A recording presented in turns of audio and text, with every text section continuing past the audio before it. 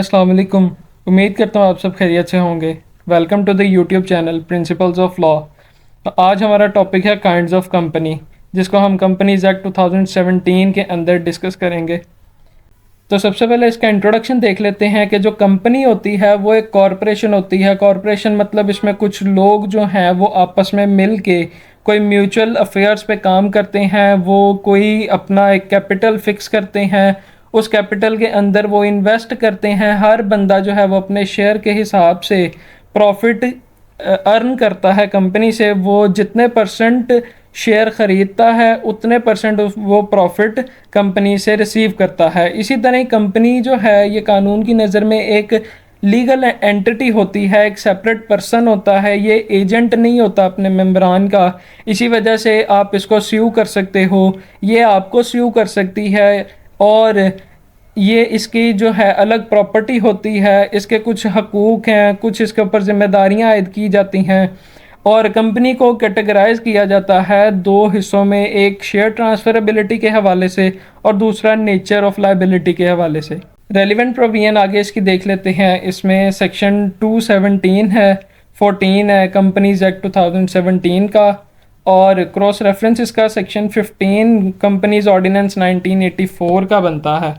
आगे हम मीनिंग देख लेते हैं कंपनी का। जो ऑक्सफोर्ड डिक्शनरी ऑफ लॉ है वो कहती है कि कोई भी मजमुआ लोगों का जो इकट्ठा हो और वो चलाए कोई सिमिलर बिजनेस, एक जैसे कोई अमूर करे, सर अंजाम दे, और वो जो काम है वो उस एसोसिएशन के नाम पे करे, तो वो उसको कंपनी करार देते हैं।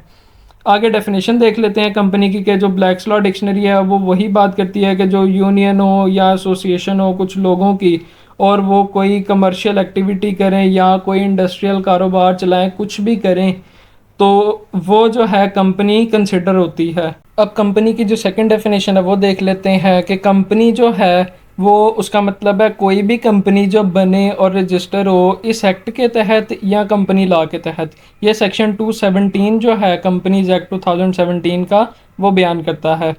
अब आगे देख लेते हैं कुछ सेलिएंट फीचर्स कंपनी के, कि कंपनी जो है वो एक सेपरेट लीगल एंटिटी होती है, वो किसी का एजेंट नहीं होता। कंपनी की जो प्रॉपर्टी है वो कंपनी की ही होती है, उसके इंडिविजुअल्स, उसके मेंबरान की नहीं होती।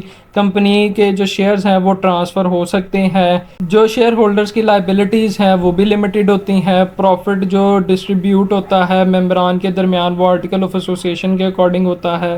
कंपनी जो है वो लंबे अरसे तक चलती है। उसका जो अथोराइज कैपिटल होता है, मतलब जो कंट्रीब्यूशंस करके पैसे एक कैपिटल बनाया जाता है, वो पहले ही मेमोरेंडम ऑफ एसोसिएशन में तय कर लिया जाता है, वो उसमें लिखा होता है। फिर कंपनी जो है वो एक आर्टिफिशियल पर्सन होती है, कंपनी की लाइबिलिटीज़ जो है वो लिमिटेड होती हैं, और इसके अंदर का जो सेटअप होता है वो डेमोक्रेटिक होता है सारा। अब हम काइंड्स देख लेते हैं कंपनी की, कि इसको दो कैटेगरीज में डिवाइड किया गया है मेनली, एक शेयर ट्रांसफरेबिलिटी के हवाले से और एक लाइबिलिटीज़ के हवाले से। तो जो शेयर ट्रांसफरेबिलिटी है उसके अंदर सब कैटेगरीज हैं तीन, एक पब्लिक कंपनी होती है, एक प्राइवेट होती है और एक सिंगल मेंबर कंपनी होती है। सबसे पहले पब्लिक कंपनी को डिस्कस कर लेते हैं। डेफिनेशन देखते हैं कि पब्लिक कंपनी से मुराद वो कंपनी जो प्राइवेट कंपनी ना हो। ये सेक्शन 252 कंपनीज एक्ट 2017 कहता है। और इसके मेंबर्स कितने होते हैं, इसमें मिनिमम 3 या 3 से ज़्यादा लोग जब इकट्ठे होकर कोई कंपनी बनाते हैं और वो सब्सक्राइब करते हैं अपने नाम मेमोरेंडम ऑफ एसोसिएशन के साथ, तो वो एक पब्लिक कंपनी को स्टार्ट करते हैं। इसकी लिमिट्स क्या है मैक्सिमम नंबर की, इसमें कोई रिस्ट्रिक्शन नहीं है कि कितने होने चाहिए। अब इसके डिस्टिंग्विश कैरेक्टरिस्टिक्स देख लेते हैं कि इसके ऊपर कोई भी जो पाबंदियां हैं सेक्शन 249 वाली, जिसमें प्राइवेट कंपनी बयान करता है वो वाली कोई पाबंदियां पब्लिक कंपनी पे नहीं लगती। फिर उसके बाद जो पब्लिक कंपनी है उसके आर्टिकल्स के अंदर कोई पाबंदी नहीं होती उसके शेयर्स को ट्रांसफ़र करने के हवाले से। उसके मेंबरान जो हैं वो 50 तक महदूद नहीं होते। फिर उसके अलावा इसके जो शेयर्स और डिबेंचर्स हैं उसके ऊपर भी कोई पाबंदी नहीं होती। पब्लिक कंपनी जो है वो खुलेआम लोगों को इनवाइट करती है कि वो आएँ और उनके शेयर्स और डिबेंचर्स को सब्सक्राइब करें। फिर इसके मेंबरान जो हैं वो कम से कम 3 होने चाहिए, और डायरेक्टर जो है वो पब्लिक कंपनी में कम से कम 3 डायरेक्टर्स लाजमी होने चाहिए। अब आगे प्राइवेट कंपनी को डिस्कस करते हैं। डेफिनेशन इसकी देख लेते हैं कि प्राइवेट कंपनी कौन सी होती है। प्राइवेट कंपनी वो कंपनी जिसके आर्टिकल्स में ये कुछ रिस्ट्रिक्शंस होती हैं, जैसे कि आप इसके शेयर्स को जो है ट्रांसफ़र वो नहीं कर सकते, इसके मेंबर्स जो हैं वो 50 से एक्सीड ना हो, 50 से ज़्यादा ना हो, और इसके ऊपर ये भी पाबंदी आयद होती है कि ये अपने शेयर्स और डिबेंचर्स को सब्सक्राइब करने के लिए पब्लिक एट लार्ज को इनवाइट नहीं कर सकती। ये सेक्शन 249 जो है कंपनीज एक्ट का वो कहता है। अब एक जनरल डेफिनेशन है वो भी देख लेते हैं कि प्राइवेट कंपनी जो है ये वो फर्म होती है जिसमें प्राइवेट लोग आपस में मिल के काम करते हैं और वो अपना बिजनेस जो है वो रन करते हैं, अपने म्यूचुअल अफेयर्स को चलाते हैं और प्रॉफिट अर्न करते हैं। अब इसके जो नंबर्स हैं मिनिमम वो 2 या 2 से ज़्यादा जब लोग मिलते हैं तो वो एक प्राइवेट कंपनी बनाते हैं, और इसके जो मैक्सिमम नंबर्स हैं मेंबरान के उसके ऊपर पाबंदी है कि वो 50 से ज़्यादा नहीं होने चाहिए। अब इसके कुछ एडवांटेजेस देख लेते हैं कि जो प्राइवेट कंपनी है उसके मेमोरेंडम को साइन करने के लिए सिर्फ एक ही बंदा जो है वो काफ़ी होता है, इसके ऊपर कोई पाबंदी नहीं है कि 2 या 2 से ज़्यादा होने चाहिए।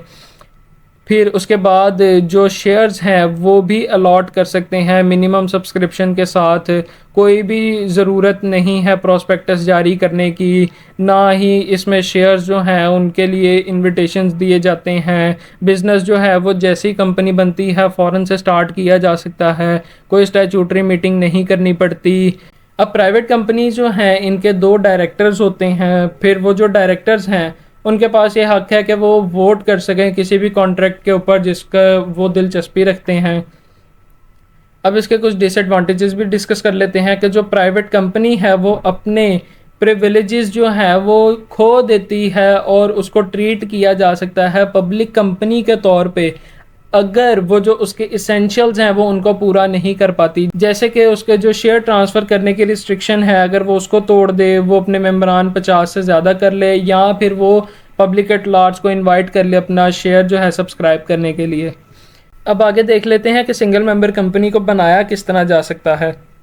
सिंगल मेंबर कंपनी बेसिकली इसमें एक बंदा जो है वो कंपनी बनाता है और वो अपने साथ एक नॉमिनी रखता है ताकि अगर वो खुद मर जाए तो वो जो बंदा हो जिसको वो नॉमिनेट करता है ट्रस्टी के तौर पे वो उसके काम को चलाए और उसके कारोबार को, उसकी कंपनी को जो है वो लीगल हेयर्स में उसके ट्रांसफ़र कर दे।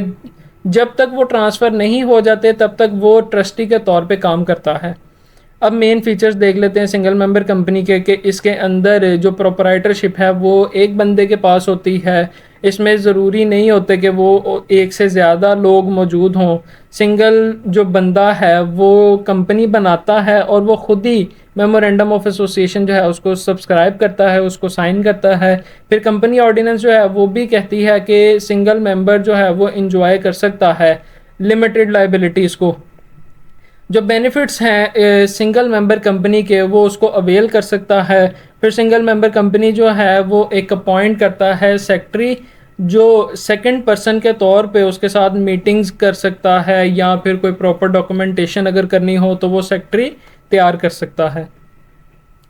फिर उसके अलावा सिंगल मेंबर कंपनी जो है उसका कुछ राइट्स और प्रिविलेजेस भी हैं, उसके ऊपर जिम्मेदारियां भी आयद होती हैं, उसके ऊपर लाइबिलिटीज़ भी लगती हैं जैसे प्राइवेट कंपनी के ऊपर लगती हैं। फिर उसके बाद जो सोल प्रोपराइटरशिप होती है, मतलब एक बंदा जो है वो अपना कारोबार चला रहा है तो वो उसको सिंगल मेंबर कंपनी में भी कन्वर्ट कर सकता है अगर वो उसकी डॉक्यूमेंटेशन जो है वो कंप्लीट कर ले।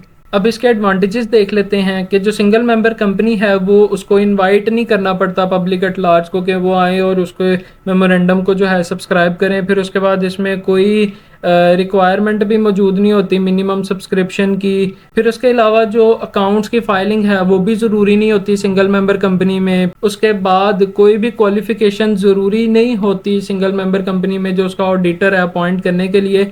हाँ, अगर उस कंपनी का जो कैपिटल है वो 3 मिलियन से एक्सीड करे तो फिर कंपनी के लिए शर्त है कि अगर उसने कोई ऑडिटर अपॉइंट करना है तो वो उसके लिए क्वालिफ़िकेशंस को मद्देनज़र रखेगा। फिर उसके अलावा कोई पाबंदी जो है वो आयद नहीं की जाती उसकी इन्वेस्टमेंट के ऊपर। फिर उसके बाद कोई भी जो है वो रिपोर्ट नहीं करनी पड़ती उसकी ऑनरशिप के हवाले से। फिर जो सिंगल मेंबर कंपनी है उसके लिए स्टैट्यूटरी मीटिंग भी ज़रूरी नहीं होती, कोई स्टैट्यूटरी रिपोर्ट नहीं बनानी होती, अब इसके डायरेक्टर्स को देख लेते हैं कि जो सिंगल मेंबर कंपनी है उसके लिए कम से कम एक डायरेक्टर होना लाजमी है। अब नेक्स्ट कैटेगरी देख लेते हैं कि kinds of company as to the nature of liability, के लाइबिलिटी के हवाले से कंपनी को किस तरह तकसीम किया गया है। इसमें भी 3 आगे उन्होंने सब कैटेगरीज बनाई हैं, company limited by share, company limited by guarantee और अनलिमिटेड कंपनी।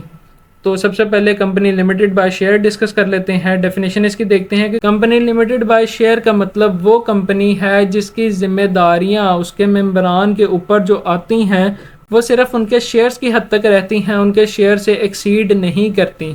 फिर आगे मेन फीचर्स देख लेते हैं कंपनी लिमिटेड बाय शेयर के जो कंपनी लिमिटेड बाय शेयर है उसमें जो मेंबरान हैं वो कंट्रीब्यूट करते हैं पैसे को, ताकि वो एक कंपनी का कैपिटल जो है वो बना सकें और फिर उसके बाद वो कंपनी के उस कैपिटल को इन्वेस्ट करते हैं जिस तरह उन्होंने तय किया होता है, और फिर वो उसके ऊपर प्रॉफिट जनरेट करते हैं और वो अपना जो है शेयर्स के अकॉर्डिंग उसको डिस्ट्रीब्यूट करते हैं।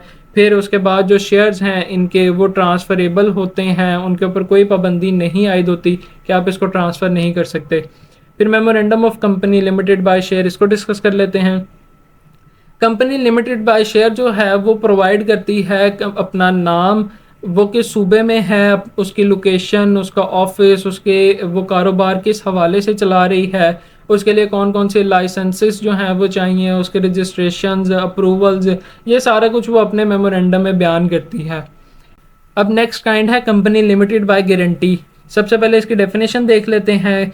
कंपनी लिमिटेड बाय गारंटी वो कंपनी होती है जो जिम्मेदारी आयद करती है अपने मेंबरान के ऊपर कि अगर कंपनी वाइंड अप होगी तो कुछ मखसूस हिस्सा शेयर का वो तब कंट्रीब्यूट करेंगे। अगर कंपनी सारी उम्र जो है वो वाइंड अप नहीं होती तो वो जो गारंटी किया हुआ शेयर होता है वो जमा नहीं करवाना पड़ता शेयर होल्डर की तरफ से कंपनी को।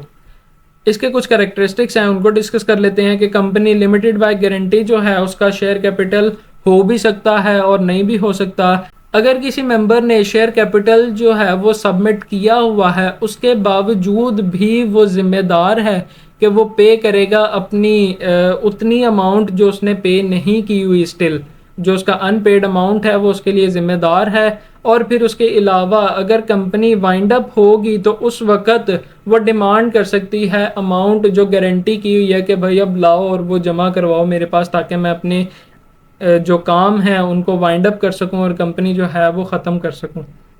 अब आगे मेमोरेंडम डिस्कस कर लेते हैं कंपनी लिमिटेड बाय गारंटी का। इसके अंदर भी वही उसका नाम, उसके लोकेशन ऑफिस की, उसका प्रोविंस और वो क्या कारोबार करेंगे, उसके लाइसेंसेस, रजिस्ट्रेशंस, ये सारा कुछ मेमोरेंडम के अंदर बयान किया होता है। और अगर कंपनी का कोई शेयर कैपिटल हो तो वो भी मेमोरेंडम के अंदर लिख दिया जाता है। अब इसकी थर्ड काइंड जो है उसको डिस्कस कर लेते हैं, अनलिमिटेड कंपनी। डेफिनेशन देखते हैं कि अनलिमिटेड कंपनी वो कंपनी होती है जिसके मेंबरान की जो लाइबिलिटीज़ हैं उसकी कोई हद नहीं होती। फिर आगे इसके करैक्टरिस्टिक्स देख लेते हैं कि ये जो कंपनी है अनलिमिटेड कंपनी, ये सिंपली तौर पे एक पार्टनरशिप की तरह की होती है। जैसे पार्टनरशिप के अंदर पार्टनर्स के ऊपर कोई लिमिट्स नहीं होती लाइबिलिटीज़ की, वैसे इसके अंदर भी कोई लिमिट्स मौजूद नहीं होती। हर जो मेंबर होता है वो अपनी ज़ाती एसेट्स जो होते हैं उसके, जैसे एक तो उसने शेयर जो है वो कंपनी में लगाया लेकिन पीछे जो उसका घर है वो अनलिमिटेड कंपनी में उसका घर भी जो है वो जिम्मेदार होता है कि अगर किसी कंपनी ने किसी का डेट क्लियर नहीं किया और कंपनी के इतने एसेट्स नहीं हैं तो अब वो बंदा जिसका पीछे घर है उसका घर बेच के भी अगर कर्जा अदा करना पड़े तो वो भी करना पड़ेगा। फिर नेक्स्ट देख लेते हैं कि जब मेंबरान की लाइबिलिटीज़ के ऊपर कोई लिमिटेड नहीं होती तो इसी वजह से जो अनलिमिटेड कंपनीज़ हैं वो भी लंबे अरसे तक एग्जिस्ट नहीं कर पाती। फिर उसके बाद जो मेंबरान हैं अनलिमिटेड कंपनी के, वो अपनी लाइबिलिटी से आज़ाद तब होते हैं जब साल मुकम्मल हो जाता है। मतलब कि अगर एक बंदे ने अनलिमिटेड कंपनी जो है वो जून में छोड़ दिया है लेकिन उसके बावजूद भी दिसंबर तक वो जिम्मेदार है कि अगर कंपनी किसी भी हालात में फंसती है तो वो उसके ऊपर ज़ाती लाइबिलिटीज़, उसका घर तब भी बिक जाएगा जबकि वो मेंबर तो नहीं है लेकिन अभी वो साल मुकम्मल नहीं हुआ जिसमें उसने मेंबरशिप छोड़ी है, तो वो साल मुकम्मल होगा तब वो मेंबरशिप ख़त्म होगी और तब उसके ऊपर से जिम्मेदारियां जो हैं वो भी ख़त्म होंगी। अब हम मेमोरेंडम देख लेते हैं अनलिमिटेड कंपनी का, कि इसके अंदर भी वही कंपनी का नेम, उसकी ऑफिस की लोकेशन, उसका कारोबार किस तरह चलेगा, क्या कारोबार किया जाएगा, कौन कौन से लाइसेंसेस रिक्वायर होंगे, रजिस्ट्रेशंस, परमिशंस, ये सारी चीज़ें मेमोरेंडम के अंदर बयान कर दी जाती हैं। और फिर देख लेते हैं कि state the amount of share capital, कि अगर कंपनी का कोई शेयर कैपिटल है तो वो भी मेमोरेंडम ऑफ एसोसिएशन के अंदर बयान कर दिया जाएगा। लास्ट पे कंक्लूजन आ जाएगी।